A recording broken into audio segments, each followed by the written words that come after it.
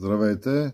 Да видим какво ще открием като ценен метал скрап от едно осветително тяло квадратно витак. Така, ще преместим драйвера тук. Предварително съм развил винчета. Така, първото нещо, това е ламарината отзад.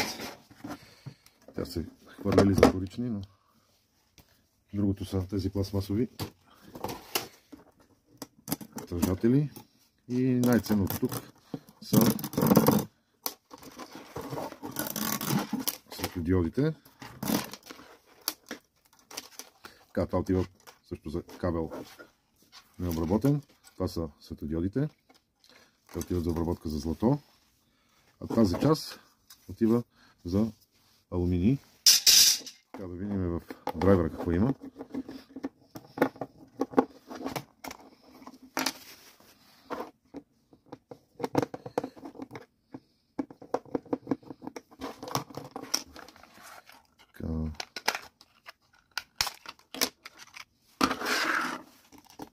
Така, първо отрязваме кабелчетата. Казахме, че те отиват за мед, но с изолация, като цената знаем, че е друга. Тук като ценно нещо ще прибера този кондензатор, защото е на 450 волта.